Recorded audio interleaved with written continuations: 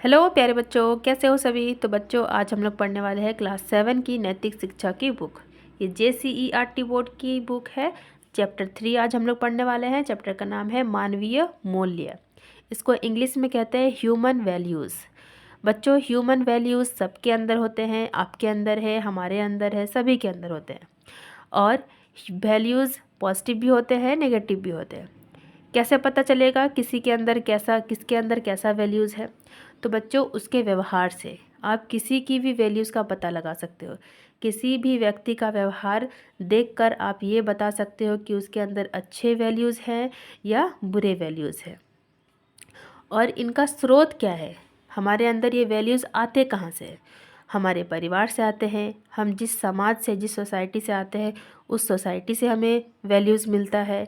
हमारे स्कूल से मिलता है, हमारे सहपाठियों से मिलता है, हमारे दोस्तों से मिलता है।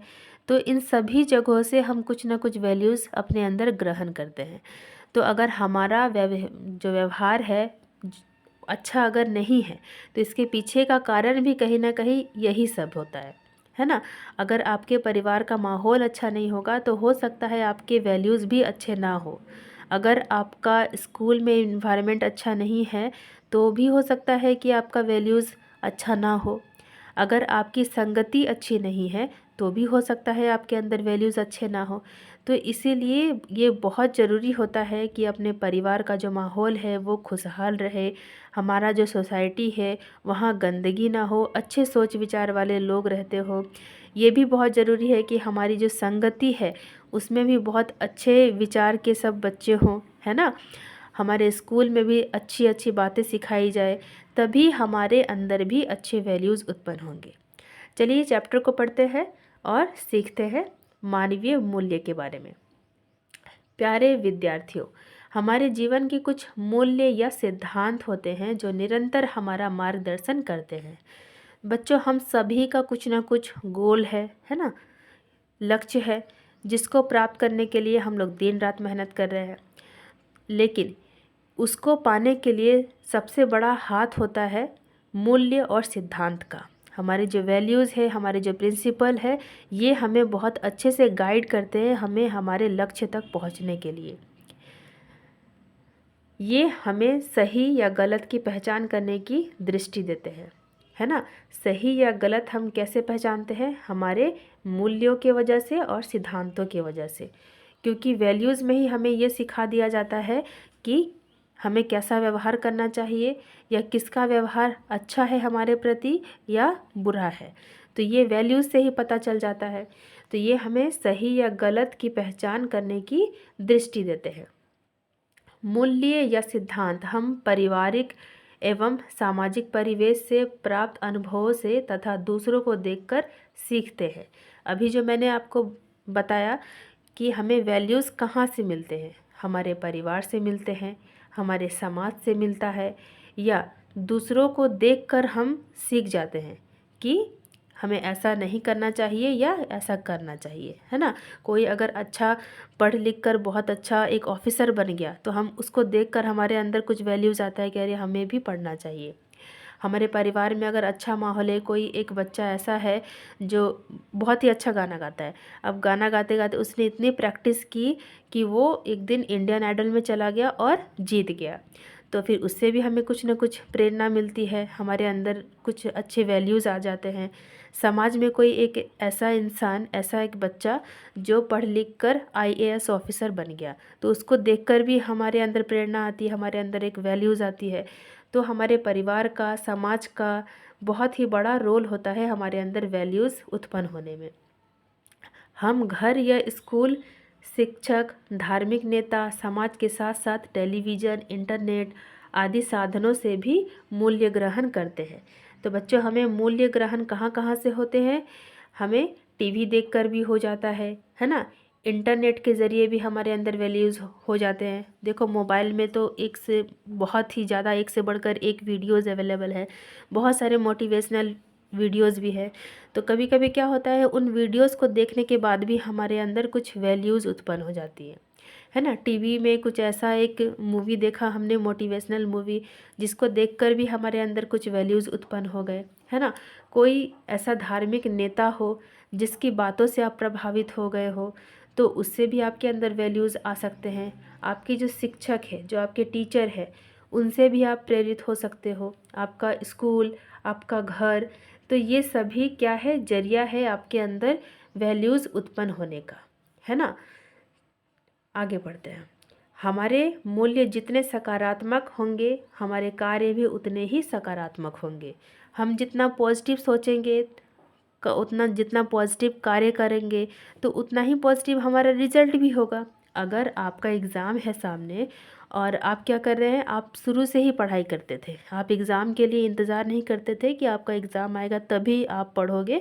आप क्या करते थे, आप पहले से ही, पहले दिन से ही पढ़ाई आप करते थे, रेगुलर बेसिस पे आप करते थे। आपने कभी ये नहीं सोचा कि जब एग्ज़ाम आएगा तब मैं पढ़ूंगा।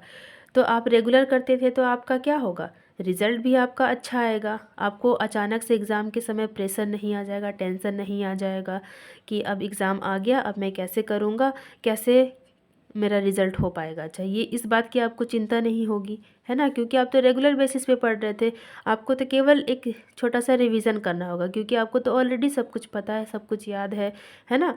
तो अगर आप पॉजिटिव वैल्यूज़ रहेंगे आपके अंदर, आप जितना पॉजिटिव रहोगे, पॉजिटिव काम करोगे, आपका रिजल्ट भी उतना पॉजिटिव होगा। इन्हीं सकारात्मक कार्यों एवं व्यवहार के आधार पर हमारी पहचान भले व्यक्ति के रूप में होती है ना। आप जितना पॉजिटिव बिहेव करोगे, तो आपकी पहचान भी वैसी ही होगी। आपका व्यवहार अच्छा होगा तो सब लोग आपको इसी बात से तो पहचानेंगे कि अरे वो लड़का बहुत ही अच्छा है, बहुत नेक है, या वो लड़की बहुत ही अच्छी, बहुत अच्छे उसके विचार है, बहुत अच्छे उसके व्यवहार है। तो इससे आपकी एक पहचान बन जाती है। अगर कोई बच्चा बहुत शैतान है, बहुत बदमाशी करता है ना, उल्टे सीधे बातें बोलता है, तो उसकी पहचान उसी से होगी कि अरे वो तो बहुत ही अजीब सा बच्चा है। तो इस तरह की बातें हो जाती है। आपकी पहचान आपकी वही हो जाती है आपके व्यवहार से। आइए एक घटना के माध्यम से इसको समझने की कोशिश करते हैं। तो बच्चों, इस पैराग्राफ में हमने जो कुछ भी पढ़ा, इसको और भी बेहतर तरीके से समझने के लिए एक उदाहरण यहाँ पे दिया हुआ है, एक छोटी सी कहानी है। चलिए उसको पढ़ते हैं और समझते हैं। एक बूढ़ी महिला ने बाजार से सब्जी और राशन खरीदा। तो एक बूढ़ी महिला है, वो बाजार गई और कुछ सब्जियां खरीदी और राशन खरीदे, है ना, दाल चावल ये सब, इन्हीं को राशन कहते हैं। तो कुछ सब्जी और राशन खरीदा। सामान का वजन अधिक था। अब इतना सारा सामान वो ले ली कि उनका थैली बहुत ही भारी हो गया, परंतु उसे ढोकर मुख्य सड़क तक ले जाना था। मुख्य सड़क तक जाएगी तभी तो वहाँ से कुछ ना कुछ ऑटो या रिक्शा लेकर वो घर तक जाएगी। तो मुख्य सड़क तक भी वो नहीं जा पा रही थी, इतना वजन था थैले का। वह महिला सामान लेकर आगे बढ़ी। उन्हें सामान ढोकर ले जाने में बड़ा कष्ट हो रहा था, क्योंकि वो बूढ़ी महिला थी, तो उनको वो भारी थैला उठाकर ले जाने में बड़ा कष्ट हो रहा था। भारी कदमों से वह आगे बढ़ रही थी। कई लोग उनके बगल से गुजर रहे थे, पर किसी ने भी उस महिला की और ध्यान नहीं दिया, है ना। अब देखिए, राशन दुकान से उन्होंने राशन खरीदा, सब्जियां खरीदी, थैला भर गया। अब वो थैले, भारी थैले को लेकर वो मेन रोड तक जा रही थी। लेकिन अब रोड पे तो बहुत सारे लोग होते हैं, बहुत सारे लोग उनके अगल बगल से गुजर रहे हैं, पार हो रहे हैं, लेकिन कोई भी इस बात पे ध्यान नहीं दे रहा है कि वो बहुत ही बुजुर्ग है और उनका थैला भारी है, लेकिन वो चल नहीं पा रही है रोड तक, पर उनको जाना है, तो क्यों ना मदद कर दिया जाए। ऐसा कोई नहीं सोच रहा है। लोग आराम से अगल बगल से पार होकर अपने अपने कामों में चले जा रहे हैं। इसी बीच एक युवती उनके पास आई। एक लड़की आई उनके पास और नम्र आवाज़ में बोली, मतलब बहुत ही सॉफ्ट बोली में उन्होंने बोला, दादी क्या मैं आपकी कुछ मदद कर सकती हूँ। तो महिला, जो बूढ़ी महिला है, वो आश्चर्य से उस युवती को देखती रही, क्योंकि लोग तो बहुत सारे थे वहाँ पे, किसी ने भी उनको मदद का हाथ नहीं बढ़ाया।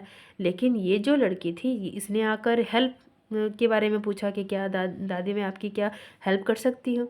तो उसे धन्यवाद कहा और अपना थैला, अपना झोला उसे दे दिया। तो उस बूढ़ी महिला ने क्या किया, उस लड़की को थैंक यू कहा, धन्यवाद कहा और अपना झोला उसे दे दिया। वह युवती खुशी खुशी सामान से भरा झोला लेकर बूढ़ी महिला के साथ मुख्य सड़क पर आ गई।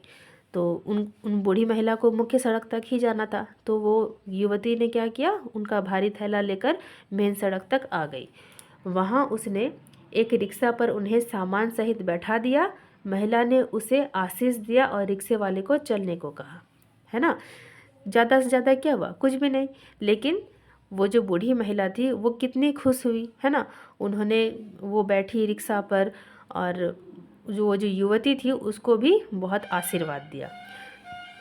तो बच्चों, इससे क्या पता चलता है, इस कहानी से आप क्या समझ रहे हैं। वहाँ पर कई सारे लोग थे, है ना, रोड पर कई सारे लोग थे, सभी गुजर रहे थे इधर उधर, लेकिन किसी ने भी उस बूढ़ी महिला का हेल्प नहीं किया। लेकिन वो जो लड़की आई उसने हेल्प किया। तो इससे क्या पता चल रहा है कि इस लड़की के अंदर जो वैल्यूज़ है वो काफ़ी अलग है, बहुत ही नेक विचार हैं इस लड़की के। और ये कैसे पता चला हमें, इसके व्यवहार से। इसने जो ट्रीट किया दादी के साथ, बूढ़ी महिला के साथ, उसके इस व्यवहार से ही पता चल गया कि इस लड़की के अंदर बहुत ही अच्छे वैल्यूज़ हैं, है ना। हम सभी के अंदर वैल्यूज़ हैं, उस बूढ़ी महिला के अंदर भी वैल्यूज़ है, तभी तो उन्होंने इसको धन्यवाद कहा, इस लड़की को, और आशीर्वाद दिया। अगर इन बूढ़ी महिला के अंदर भी वैल्यूज़ नहीं होते तो हो सकता है वो ना तो वो धन्यवाद कहती और ना ही इसको आशीर्वाद देती, है ना। और जो बाकी लोग सड़क पर गुजर रहे थे उनके अंदर भी कुछ ना कुछ वैल्यूज़ है, लेकिन अलग वैल्यूज़ है। हेल्पिंग वैल्यूज़ हो सकता है ना, नहीं था उनके अंदर, है ना। तो इसी तरह से वैल्यूज़ सभी के अंदर होते हैं, लेकिन ये कैसे पॉजिटिव है या नेगेटिव है ये भी जानना ज़रूरी है।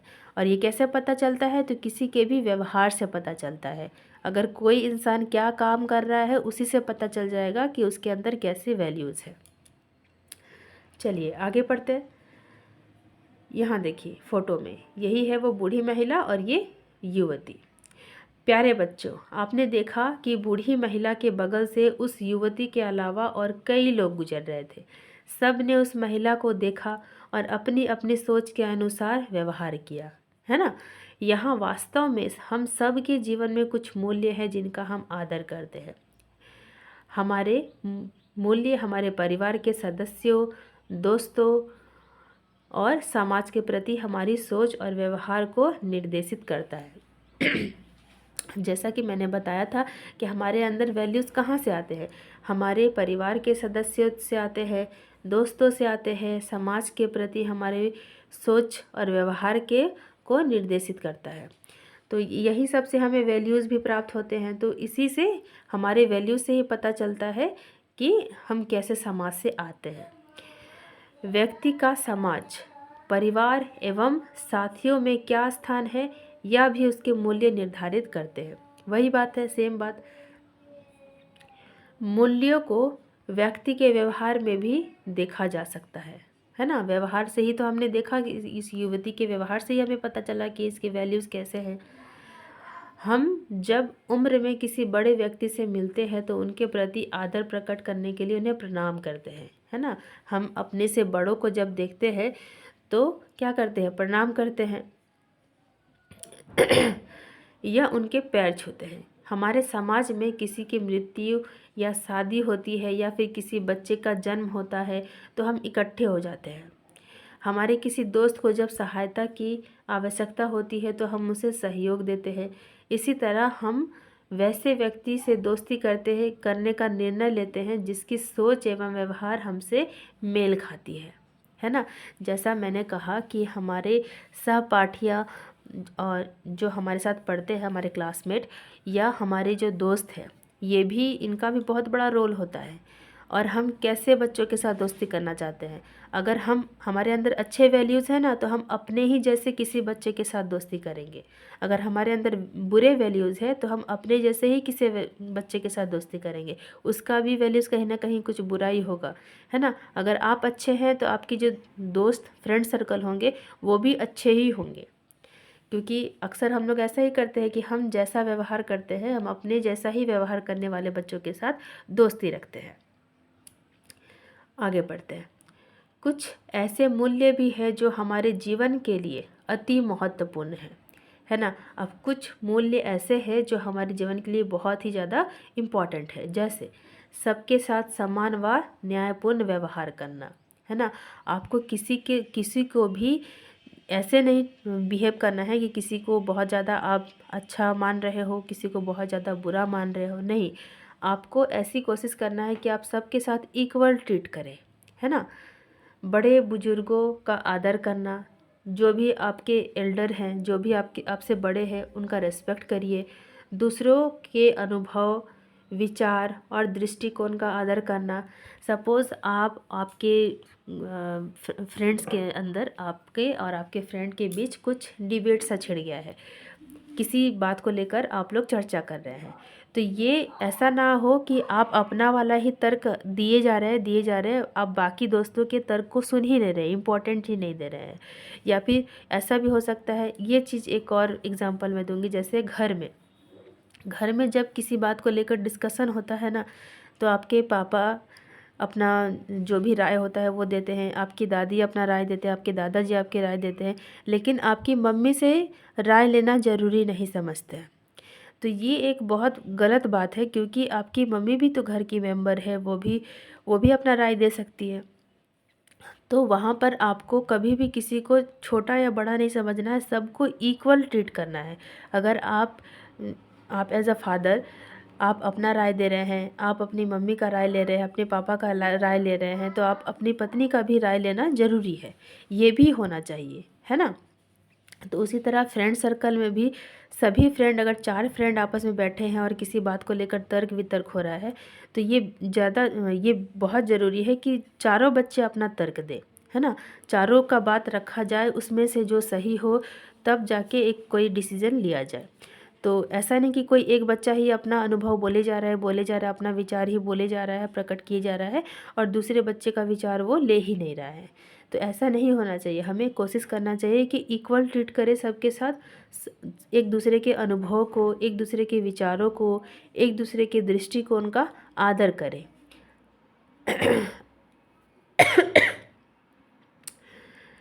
अपने कार्य एवं जिम्मेदारियों को ईमानदारी एवं लगन से निभाना। सांस्कृतिक धार्मिक भावनाओं और परंपराओं का आदर करना तथा किसी भी व्यक्ति का शोषण नहीं करना। अब ये सब क्या है, वैल्यूज़ हैं। क्या क्या? अपने कार्य और जिम्मेदारी को ईमानदारी एवं लगन से निभाना। आपको जो कार्य दिया गया है, अभी आपके कार्य क्या हैं? पढ़ाई करना।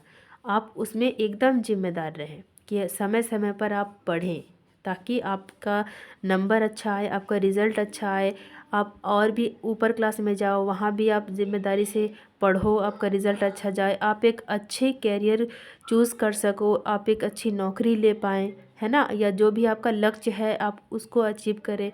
तो आप, ये ज़रूरी है कि आप अपने कार्य, अपनी जिम्मेदारी को अच्छे से ईमानदारी के साथ उसको निभाएं।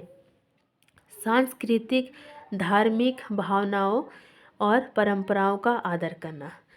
क्या होता है ना, बहुत सारे बच्चे ऐसे होते हैं कि मान लो घर में अगर कोई पूजा पाठ है ना, तो वो बैठना नहीं चाहते। क्या बोलते हैं? नहीं मम्मी आप कर लो, मुझे नहीं करना। नहीं मम्मी मुझे इंटरेस्ट नहीं है। तो ये व्यवहार बच्चों बहुत ही नेगेटिव व्यवहार है। अगर आपके घर में पूजा ऑर्गेनाइज हुआ है, तो ये आपकी भी जिम्मेदारी बनती है कि आप भी उस पूजा में शामिल हों, आप भी सबके साथ, अपने परिवारजनों के साथ आप भी उस पूजा पाठ में बैठें, है ना। अगर परिवार के लोग मंदिर जा रहे हैं, तो आपको ये नहीं बिहेव करना है कि नहीं नहीं मुझे तो ठीक नहीं लगता, आप लोग जाओ, मैं घर पे ही रहूँगा, या फिर मैं दोस्तों के साथ जा रहा हूँ। तो ये बिहेवियर बहुत ही बुरा बिहेवियर है। इसको अच्छे वैल्यूज़ बिल्कुल नहीं कहेंगे। तो अगर आपके परिवारजन जा रहे हैं मंदिर, तो आपको भी जाना चाहिए। परंपराओं का आदर करना। बहुत सारे ऐसे परंपरा कल्चर्स हैं हमारे, मतलब हमारे जाति बिरादरी में, तो उन कल्चर को भी हमें अच्छे से फॉलो करना चाहिए। ऐसा नहीं कि कल्चर को फॉलो नहीं कर रहे हैं, वेस्टर्न चीज़ों को अपना रहे हैं। तो ये बहुत ही बुरी बात है, क्योंकि हम सभी की ही तो जिम्मेदारी है अपने कल्चर को अच्छे से बचा कर रखना। तो हम ही अगर पीछे हटते रहेंगे, वेस्टर्नाइजेशन को अपनाएंगे, तो फिर कहीं ना कहीं हम अपने कल्चर को ख़त्म कर देंगे। तो अपनी परंपराओं का हमें आदर करना चाहिए, ना कि उससे भागना चाहिए, है ना। तथा किसी भी व्यक्ति का शोषण नहीं करना चाहिए।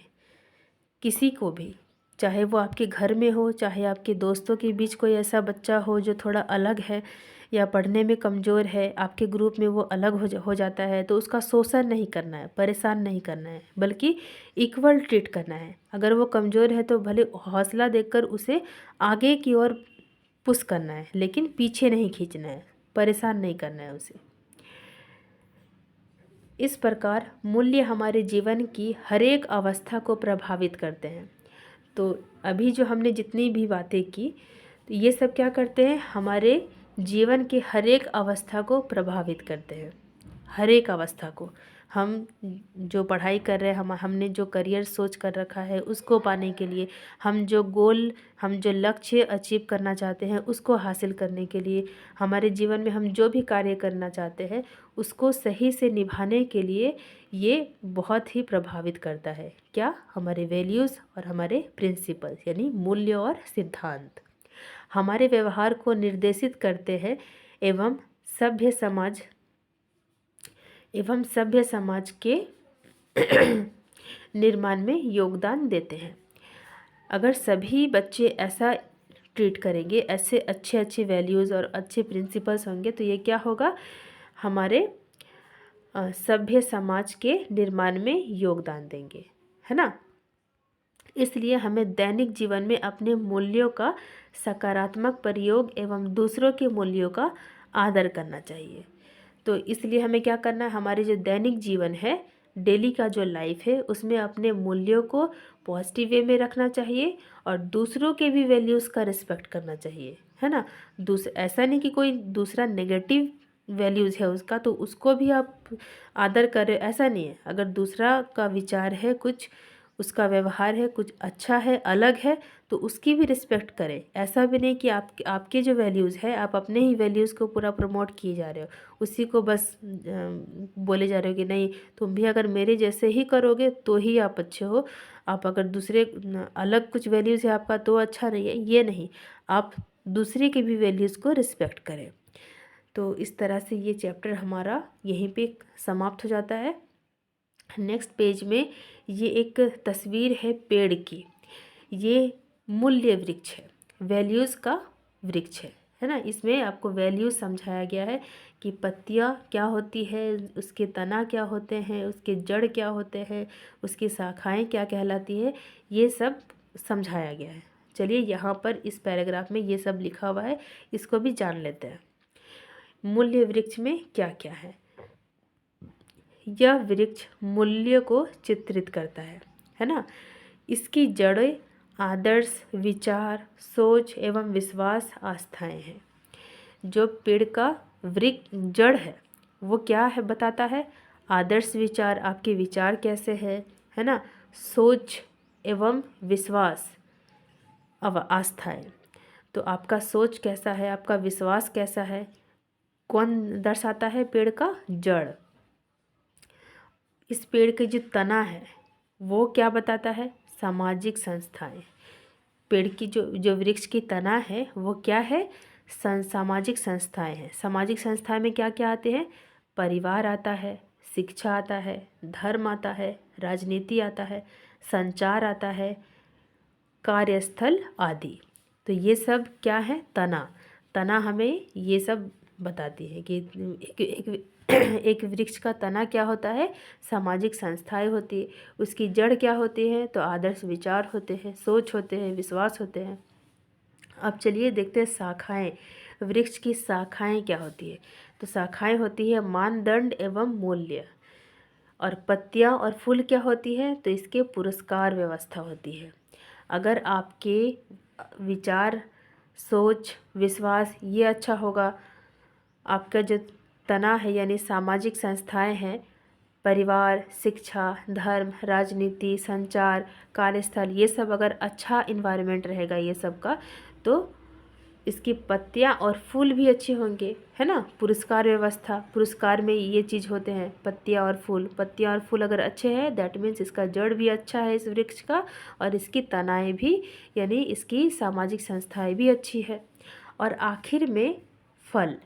आखिर में जो फल आपको मिलता है वो कैसा होगा, व्यवहार एवं कार्य। ये कैसे पता चलेगा, आखिर में जो अगर फल आपका अच्छा आ रहा है दैट मीन्स इसकी पत्तियाँ और फूल भी अच्छी हैं, दैट मीन्स इसकी शाखाएं भी अच्छी है, इसकी तनाएं भी अच्छी है और इस वृक्ष का जड़ भी अच्छा है। ये कैसे पता चलेगा? आपके व्यवहार और आपके कार्य देखकर ही। और ये फल को दर्शाता है। फल क्या दर्शाता है? व्यवहार एवं कार्य। पेड़ की तुलना मूल्यों से करते हुए इस बात पर विशेष बल दिया जाना चाहिए कि मूल्य किसी व्यक्ति को उसी प्रकार मजबूत बनाते हैं जिस प्रकार तना व टहनियाँ पेड़ को मजबूत बनाते हैं। तना और टहनियाँ, देखिए तना में हमने क्या पढ़ा था? सामाजिक संस्थाएं, जिसमें क्या क्या आते हैं? परिवार आते हैं, शिक्षा आती है, धर्म आती है, राजनीति आती है, संचार तथा कार्यस्थल। और शाखाएं इसकी क्या है? शाखाएं भी इसकी है मानदंड और मूल्य।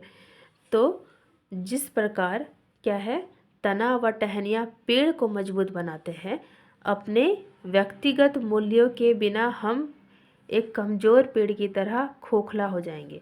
अगर हमारे अंदर जो व्यक्तिगत मूल्य है ये अगर ना होना हमारे अंदर, तो हम कैसे बन जाएंगे? एक कमज़ोर पेड़ की तरह खोखला हो जाएंगे।